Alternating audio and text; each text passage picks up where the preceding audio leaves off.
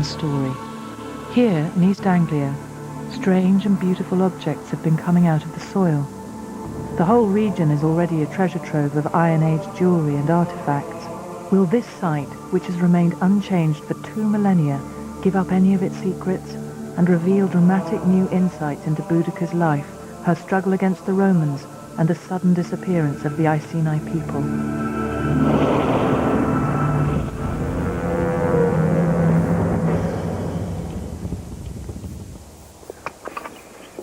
Dr. Neil Faulkner has an obsession to fill in the missing pieces in the jigsaw of the Boudica legend. 2,000 years ago, Norfolk was the tribal homeland of the Iceni people. All over this area, intricate gold artifacts have been dug out of the ground. And in one field in particular, a series of finds over the past 40 years have convinced Dr. Faulkner that he may have located the one site where he could not only uncover more gold, but new and important truths about this rebel queen. It's every archaeologist's dream to dig up a site that tells us something about a real, known historical character, like Boudica here. But we know very little about her, just 2 Roman historical accounts, and there are some big questions to be answered. How did she succeed in motivating tens of thousands of people to go up against the might of imperial Rome? She seems to have come very close to succeeding. What if she had actually succeeded? And was it really the case that the Romans represented civilization and Boudica represented some kind of barbarism?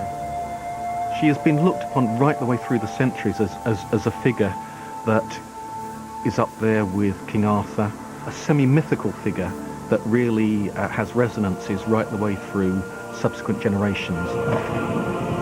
The Romans tried to play her down. They painted her as a barbarian with her wild red hair and a harsh voice, and she was beyond the pale. But I don't see her like that, and I don't think many people would. I think she comes across as the heroine who has been wronged and who is simply fighting for justice. The only written accounts of Boudica come from the Romans themselves. The historian Tacitus writing 50 years after her death, and Dio Cassius another 100 years after that. It's his description of Boudica which has formed her enduring image.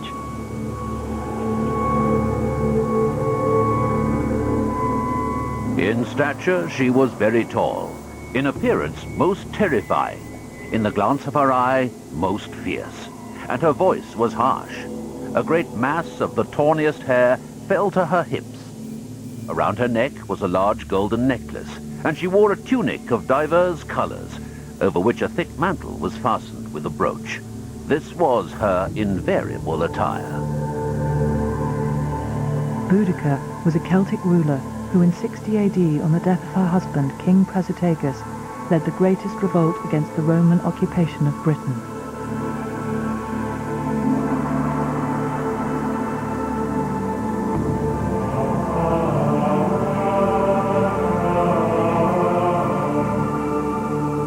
Boudica's tribe, the Iceni, lived here and farmed these lands. They were a deeply mystical people who made offerings to the gods. They buried valuable objects in the ground, making this whole region a treasure trove for archaeologists. We're excavating here at a secret location in northwest Norfolk because this field lies at the heart of a major concentration of late Iron Age evidence, archaeological evidence from the time of Boudica, in particular rich hoards of metalwork going into the ground. And this site here at the heart of that concentration could give us new insights into Boudica's world and new ideas about why Boudica went up against the might of Rome in 61 AD. This church, close to Neil's site, marks the spot where gold and silver necklaces known as torques were buried by Boudica's tribe. Senisham Church is a very prominent landmark today, but this is the place that's produced the richest hoards of late Iron Age metalwork ever found anywhere. Probably not just in Britain, but absolutely anywhere. Pits filled with gold and silver torques, suggesting some very important sanctuary. The British Museum is now home to this extraordinary haul of buried treasure. This is the Snekisham Great Torque, which is found in the next parish. A torque is essentially a large, heavy metal collar which you wear around your neck, and people show how important they are by wearing lots of gold underneath their head. Essentially, this is the equivalent of a modern crown or tiara. And it is the talk pieces discovered years apart on Neil's site that fuel his desire to excavate there now. The first turned up in his field 40 years ago in 1965, when a farm labourer was pulling a harrow behind his tractor. Something got caught in the blades. Stopping to clear it, he found a strange, shiny metal object. It was an incomplete torque, or necklace. Then in May last year, a metal detective discovered another piece of torque. This time not a necklace, but one of the highly ornate end pieces. But are these part of the same torque? And if they are, what does it signify? 40 years ago we found a broken Iron Age torque on our site in Norfolk, and last year we found another bit of broken torque, and it's just possible the two fit together. Now if they do, we could be looking at a very major site indeed for understanding Boudica's Britain. So we've come here to the British Museum to find out if they do indeed fit together.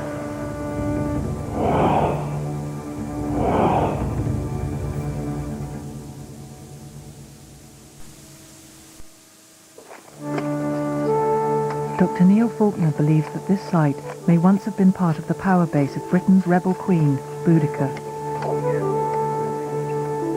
Two mysterious pieces of gold necklace found there decades apart alerted Dr. Faulkner to its potential. He has come to the British Museum to see if the two pieces fit together. If they do, it puts his field at the heart of Boudica's world. Can we have a look and see if the new terminal fits on the old torque? Well, I haven't actually done this yet, so this is first Really? time for me as well. So this is the discovery made recently.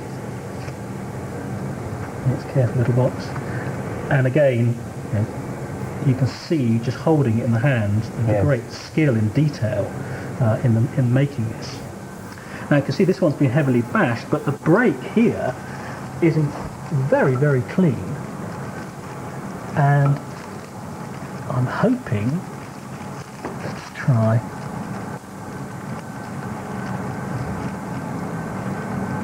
Is that it?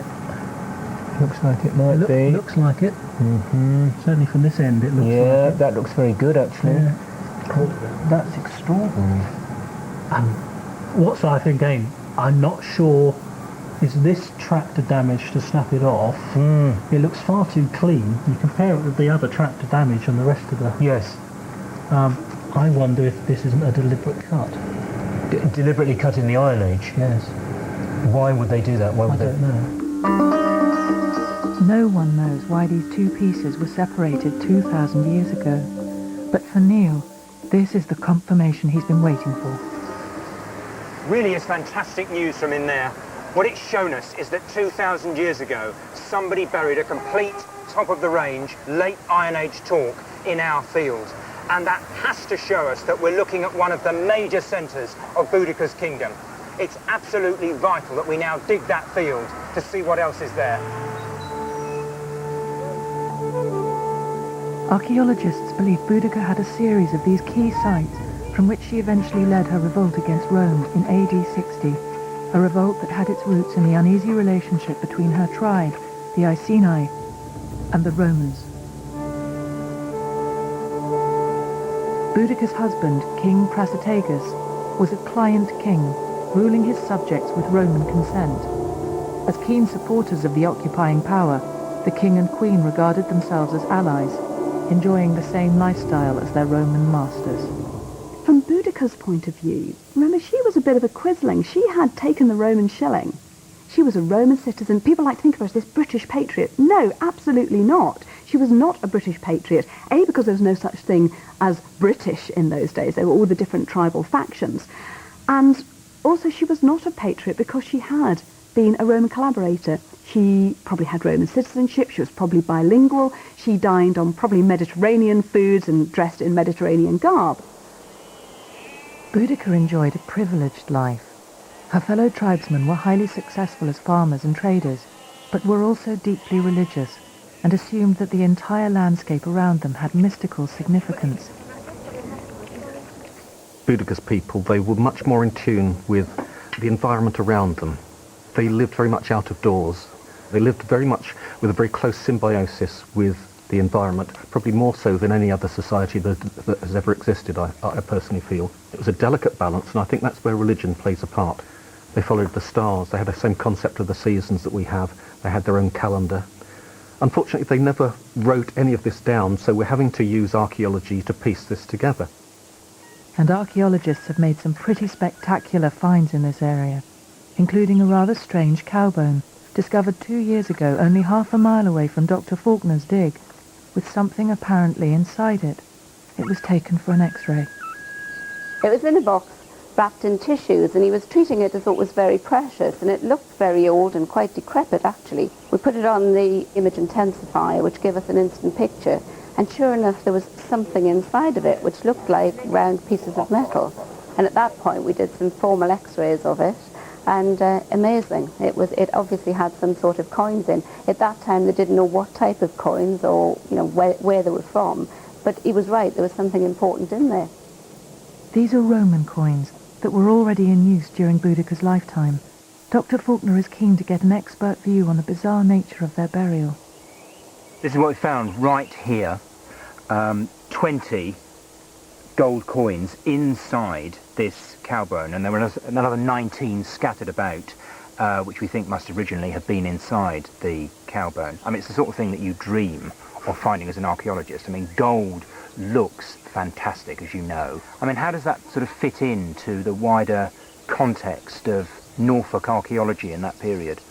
Well, we know that there's a great deal of Iron Age archaeology in northwest Norfolk, which it fits in perfectly with. For instance, the talks from Snettisham, of course, which is the great Iron Age treasury, perhaps, of the Icenian tribe. Yeah, this sort of thing is fairly common in this part of the world. Well, I'm not sure about common being the right word. To have a hoard like this, let alone in a cow bone purse, is exceptionally rare. Right. So it's a really very exciting find. This is, in fact, the only known example of this kind of gold hoarding. In Boudica's world, every part of the landscape had significance. It's thought that water and wooded groves were particularly significant. But why were people burying all kinds of things in the ground? They're almost certainly being deliberately placed in the ground, sometimes on their own, often in large groups. What we're seeing here are people giving to the other world the type of object they would give to each other to sort of thank them for doing something or to ask someone to do something. So when you look at these great talk hoards from Norfolk, what we're seeing potentially is either going to the god and saying, we need something pretty important doing, please do it for us and we'll give all this huge amount of wealth, or something has happened and they're going to thank the gods for this tremendous event. Perhaps the item most closely associated with Boudica herself is a chariot. On site, there has been a major find. This is a terret ring. Now, it's got a funny name, but basically all it is a rain guide. How it would have worked is the charioteer would have been stood up, and he would have had the reins for the horse in his hands, and the reins would have been guided through these metal hoops called terret rings, and they basically mean that he can steer which direction the horses are going in. Now, these are exciting because they're from chariots, which is the equivalent in the Iron Age of a really flash car. So they're very important objects, chariots anyway, and the terret rings show that somebody with a bit of clout was living on the site. Now, this is quite a plain one, and looking at the shape and the number of these knops and the decoration, we know that this is probably the tail end of the Iron Age. This is certainly Iron Age rather than Roman. And it's quite nice, this one, because you can see it's had loads of wear on it. Basically, the rains have pulled against this, and it's snapped, which is why it's fallen off and been found 2,000 years later. This piece from a chariot further confirms that key members of the Iceni tribe were here, possibly even Boudica herself. Encouraged by this, Dr. Faulkner and David Thorpe now feel that it is time to concentrate their efforts on some metal hotspots and open up some new trenches. Will we open a trench here with the talk terminal was found? I think this one, and also the gold coin, and also where we've got these two finds close together. Okay. Through a combination of field walking and also the action from ploughing of the local farmers, a number of metal objects came up, a gold coin, obviously the talk terminal, parts of the, potentially parts of a chariot. And so what we decided we would do is look at where those metal objects came from precisely, open up some new trenches around those sort of metal hotspots, if you like, get metal detectorists in and see if we can actually isolate where there are strong metal signals. And if that happens, then we can actually continue the excavation there. But this is not just a treasure hunt, it's a race against time. The one major problem every archaeological dig faces in this area is a breed of modern-day grave robbers, the night hawkers. To combat this problem, the site has to be guarded around the clock. Night hawkers are covert metal detectives.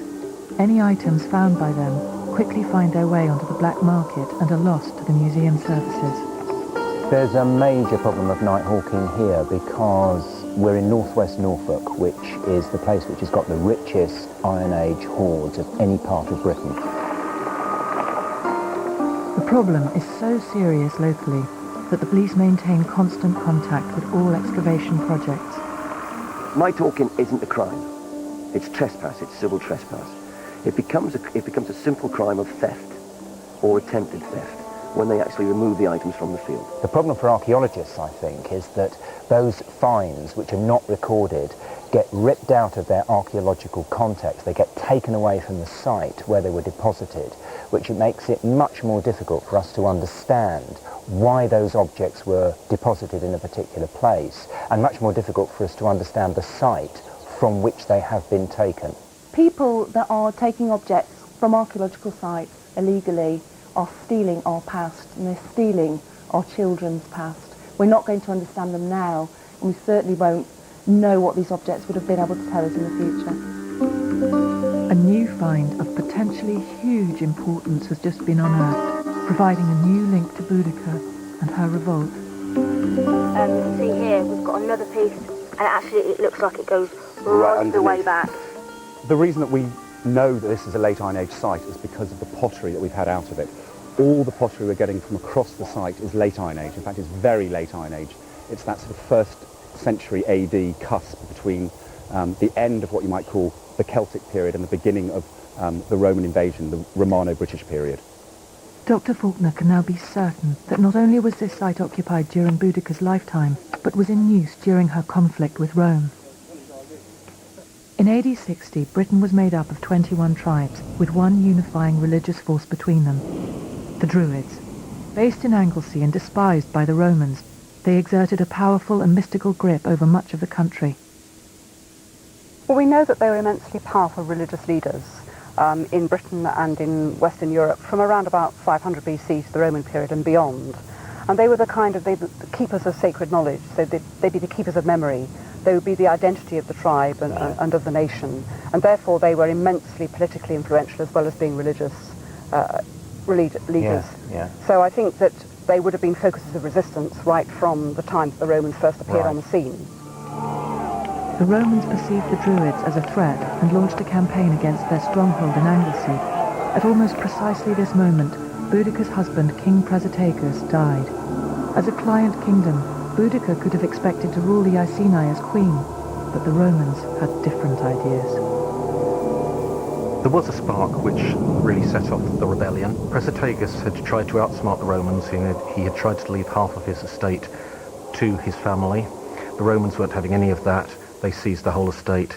There was the following very brutal act towards his family. His wife, Boudica, was flogged publicly. His daughters were raped, and the whole of the estate was seized.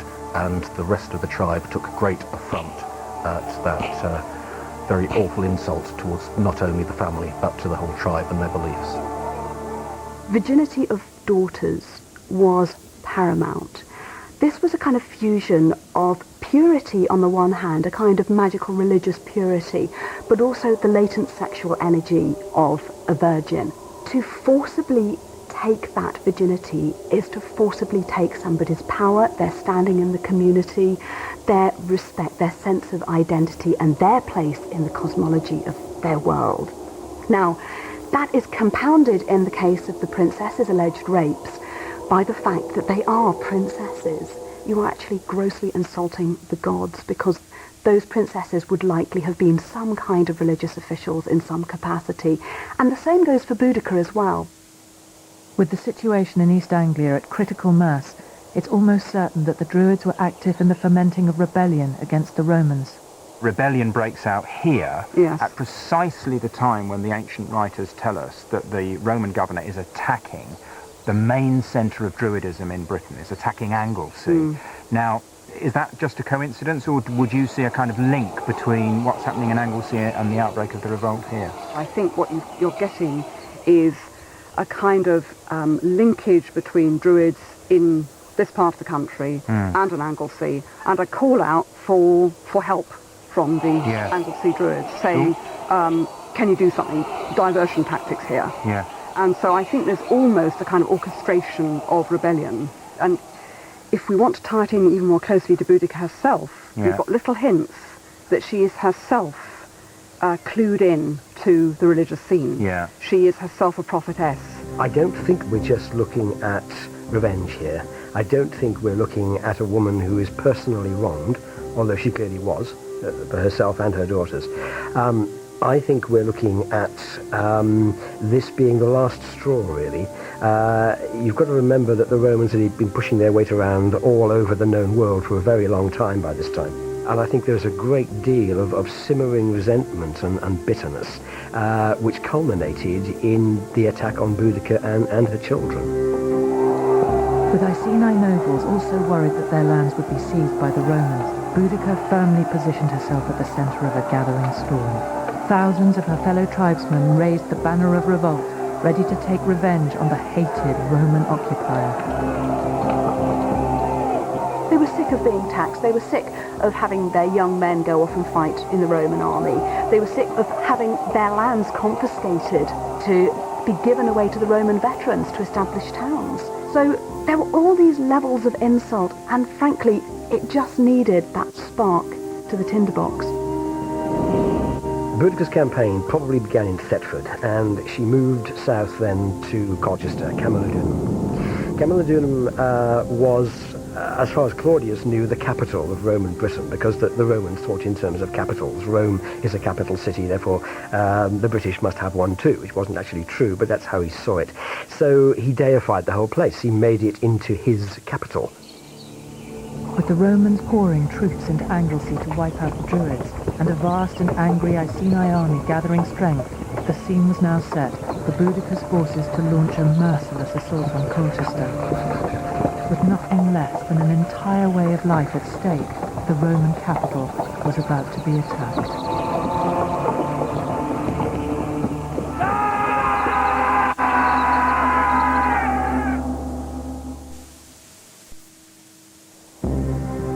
At this site on the Norfolk coast, excavations are underway to find the power base of one of Britain's greatest rebel leaders, Boudica. The relentless humiliation of her tribe, the Iceni, coupled with her own shame at being publicly flogged and her daughters raped, combined to provoke a volcanic desire for revenge. An army 100,000 strong, with Boudica at its head, assembled at Thetford and marched for Colchester. Ex-soldier and Roman military expert Mark Corby is helping Dr. Faulkner to understand exactly what happened here when Boudica attacked. The Romans had taken over this city, built it from scratch, and thrown all the local inhabitants off their land. I mean, in those days, as you probably know, being a Roman veteran after 25 years service, you were rewarded with somebody else's farm, basically. That's why you joined your pension fund. We know 60% of them roughly survived till discharge, and then it was a question of going back to this rather sentimental idea that they go back to being farmers. So you can imagine all the local tribes around here absolutely festering, just waiting for somebody like Boudica to come down and say, let's rub this place off the face of the earth. And that's effectively what they did. The Roman historian Tacitus vividly recorded Boudica's violent assault on the town.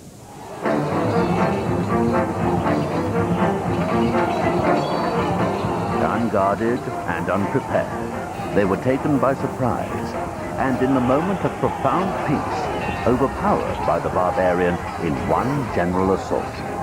The colony was laid waste with fire and sword. The temple held out, but after a siege of 2 days, was taken by storm. Claudius's temple lies here, under this much later Norman castle. So this is actually the podium, Mark, of the Roman temple that was built here before the revolt. I mean, this great big high podium has a classical style, a Roman style temple built on top of it. Right. Great big tall columns. It would have been garishly painted, and it's here to honour the Emperor Claudius. Well, yes, this is in fact where the final fighting takes place when Colchester is effectively sacked by Boudica and her followers. We've got to imagine the rest of the city now in flames. It was probably timber built at that stage. This was the only substantial stone building in the city, and the Roman veterans, that is men of the age group of probably 45 to 50, with their families, have decided this is the one place they can make a last stand with any hope of success. They might be able to hold on here long enough for a Roman relief column to come from somewhere to actually raise the siege. In the event, of course, the building is stormed.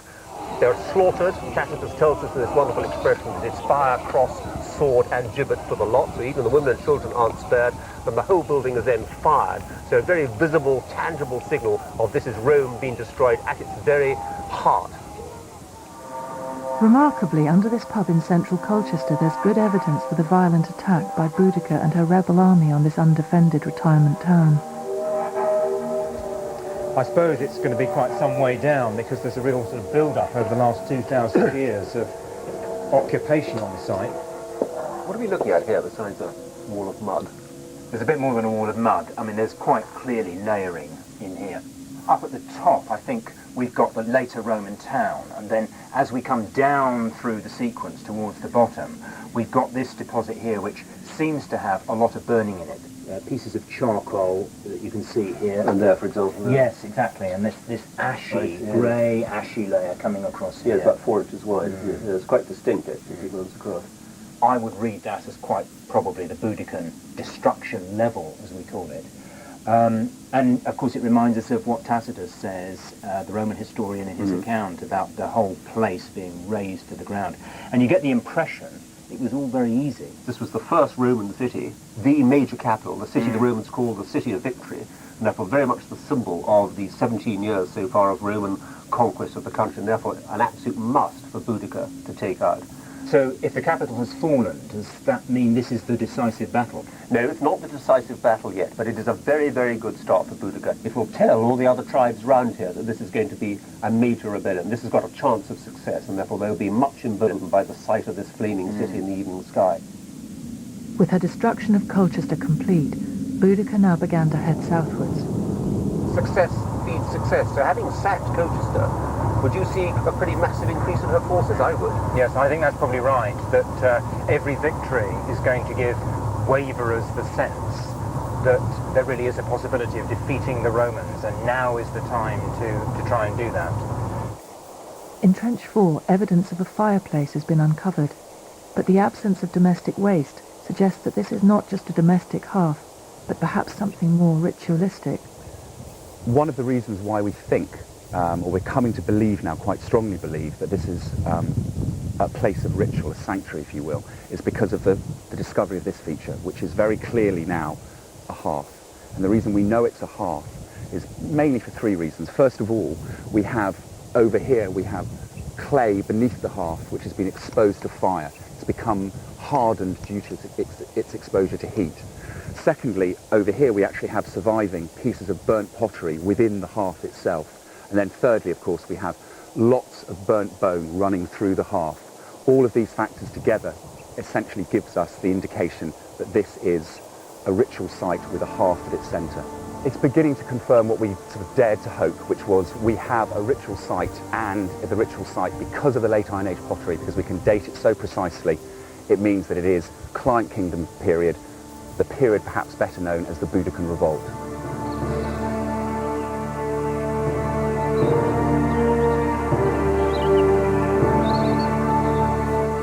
Having utterly destroyed Colchester, London was now the next target. But the Romans under Petilius Cerialis thought they could nip the rebellion in the bud. Petilius Cerialis, who commanded the 9th Legion, marched to relief of the place.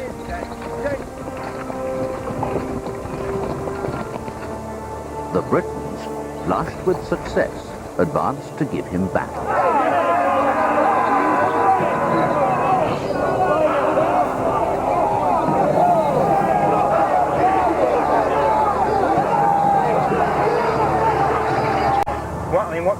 sources say about the march from Colchester to London is that at some point there's an encounter with the 9th Legion under Batilius Cerealis. Yes. And the British are successful. There is a major Roman defeat.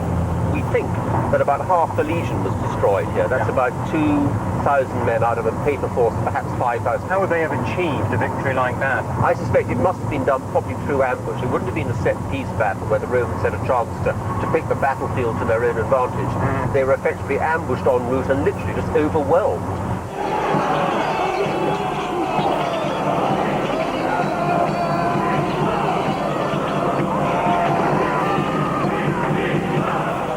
The legion was put to the rout, and the infantry cut to pieces. Cerealis escaped with his cavalry to his entrenchment. London was the next place which was chosen to be sacked. It was geographically quite close to Colchester. Once again, it didn't really give the Romans a chance to get their act together and get troops in place. But it was a different sort of settlement because it really was at the heart of trade in the southeast. It was a good strategic place to hit at that time. Boudica was now at the head of an army, maybe 200,000 strong. Its next objective was the destruction of the Roman financial centre, Londinium, a place that would have been the nerve centre of tax collection and thus hated by native peoples. We're standing on top of a major archaeological site that was excavated when this building was first put up. Right. And it went right down to the pre-Boudican level, so we've got a view really of what the town was like when Boudica's rebels arrived here.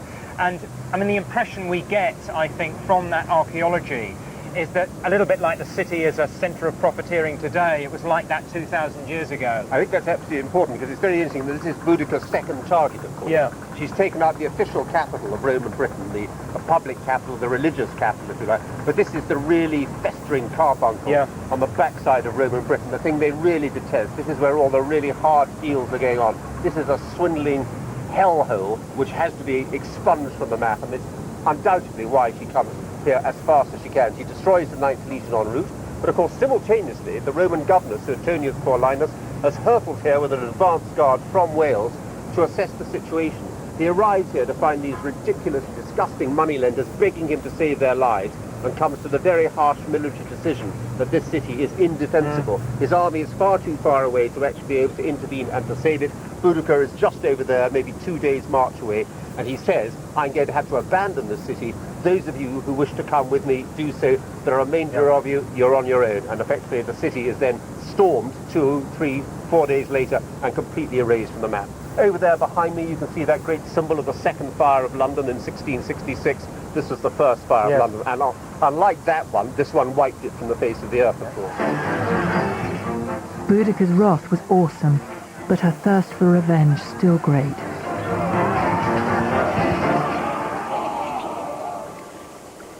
On site, through minute examination of soil samples, the team have started to find material that may tell them much more about the rituals and customs of the Iceni. I liken it to actually looking through somebody's rubbish bin. We're looking at a rubbish bin in the Iron Age time, really.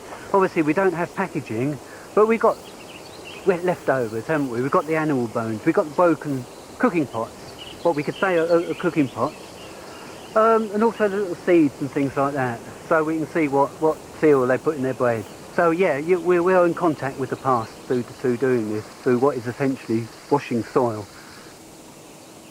The surprising result is that fragments of lamb bones are turning up in large numbers. Predominantly sheep. Right. There's no doubt about that. There can't be any argument about that. There's been very little pig.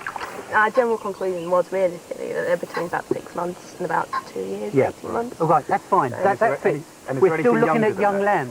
I haven't seen any elderly creatures. We haven't got balanced population, that's what I'm saying. If what's actually happening up there is that they are sacrificing or possibly eating in ritual feasting the newborn, if they're killing the newborn, presumably the males rather than the females, that could very, very well be some kind of springtime ritual linked with the changing of the seasons, linked with the beginning of the new agricultural cycle.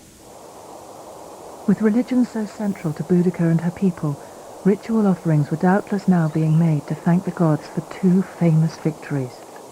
We find the Boudican army heading in a sort of northwesterly direction because the next target is St Albans. Now, why do you think that they were actually moving in that direction? I think there are two reasons for that. Firstly, they're moving in a northwest direction because that is the direction for which the Roman army coming from North Wales is likely to be coming from.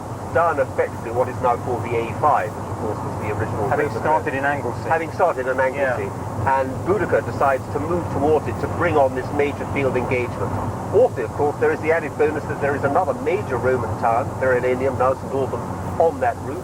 And again, it'll be good for morale to burn and plunder and slaughter there.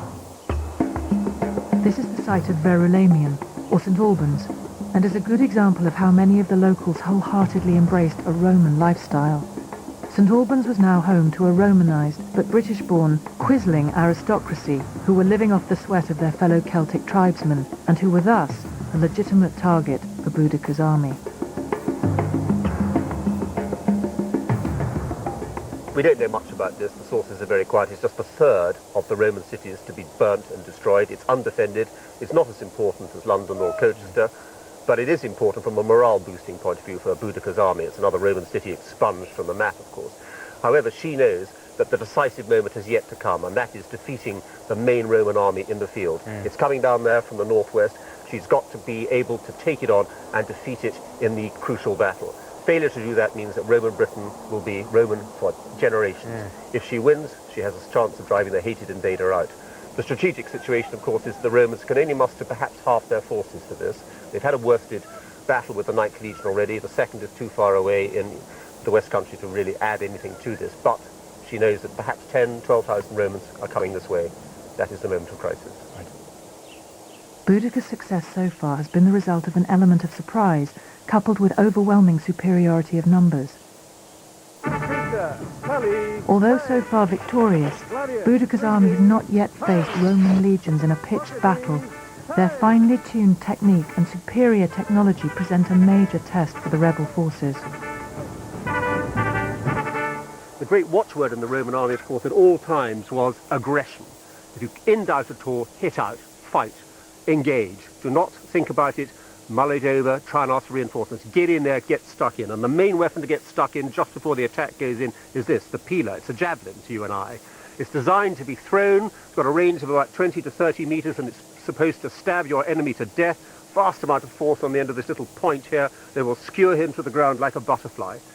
Once you've done that, gladius please, the next weapon coming in a couple of nanoseconds later, having thrown your pilum, you charge in with this, the gladius, the short fighting sword. Weighs about 1.5 pounds, about 20 inches long. This is a weapon that is designed for close quarter killing, anywhere from the scalp to the scrotum, but ideally straight through the sternum. That's here in the center. Ram it in 2 or 3 inches, shatters the other chap's nervous system, he vomits, dies in front of you. You can smell the stinking wine on his breath. You can see that he hasn't shaved properly in the morning because you're that close. Scutum. Now this is the scutum. It's a shield. It has a dual function. One is obviously defensive, but two, also it can be used as an offensive weapon by whacking it smartly to the left. If somebody's charging into you, if they get hit with this, it's got a nice big brass boss in the center of it. Get whacked with that, it's really going to make your eyes water. Now the Roman soldier really is a compromise between 3 factors. That's killing power, mobility, and protection. So it's really got to be a compromise, and this is one of the most perfect compromises there's ever been. Segmented armor, laminated plates of steel, riveted together, that look rather like a lobster shell. Now it's very, very light and very, very strong. It's very good at taking pointed weapons, hitting it. Arrows and spears will just be basically compressed outwards. They will not penetrate at all. It's also very good at taking glancing blows. So it's a superb piece of equipment. A Roman legion was now on the way to confront Boudica in what promised to be not just a clash of swords, but of 2 civilizations. Whichever triumphed would determine the future of Britain for generations to come.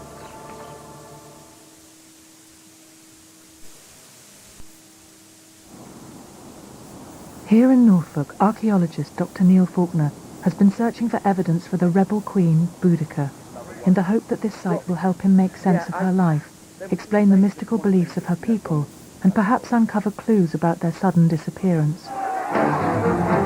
Having now destroyed 3 cities and a legion, Boudica's army now marched northwest along the modern-day A5, heading for a direct confrontation with Roman forces on their way back to Anglesey.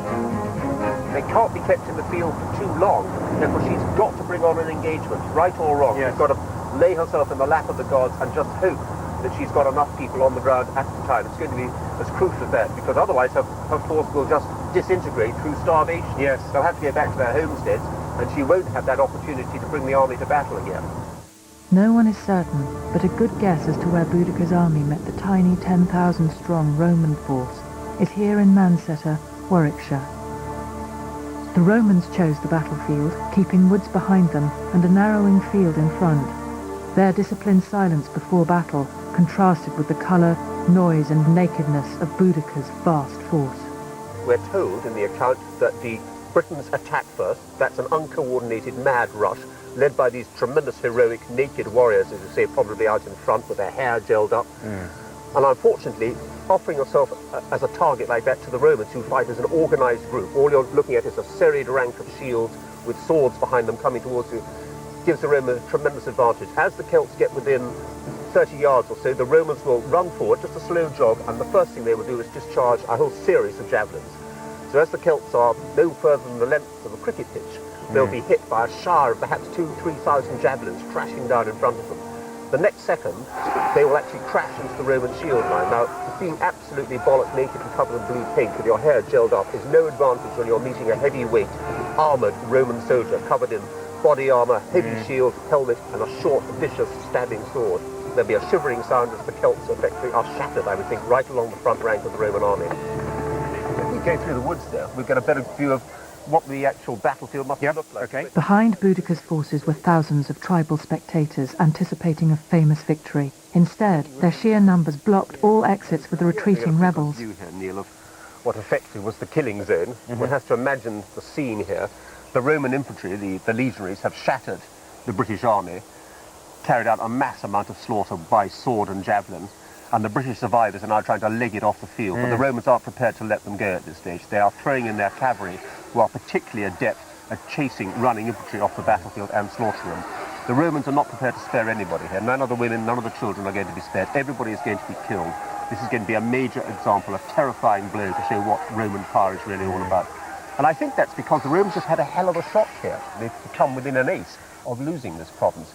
They're going to make an example here to make sure that this never happens again. At least that, I think, is the feeling of Paulinus, the commander here. With maybe as many as 80,000 British dead left on the battlefield, the Romans now embarked on a campaign of brutal terror against Iceni villages. I think we are talking about something like an ethnic cleansing in modern terms after the defeat of Boudica. The Romans were undoubtedly shaken by what had happened, and that they wanted to put down forever the risk of it happening again. So they went on the rampage, they destroyed village after village, they burned it down. The slaughter was appalling. The Roman accounts admit this. For Boudica, this final defeat was too much to bear. The Roman historian Tacitus tells us that after the battle, she took poison and died. In death, as in life, Boudica's ritual understanding of her struggle against Rome is still visible in the bone sacrifices being found on site. I'm thinking Beltane. Beltane is the Celtic festival on the 1st of May. There are Irish sources that say specifically the Druids would light 2 fires at Beltane, and they would drive the animals between the 2 fires before they were driven out to the summer pastures. And it was a purification ritual and a fertility ritual for the beginning of summer. With the archaeology confirming that these 2 trenches contained fire pits, it seems highly likely that they were used by the Iceni to purify their animals.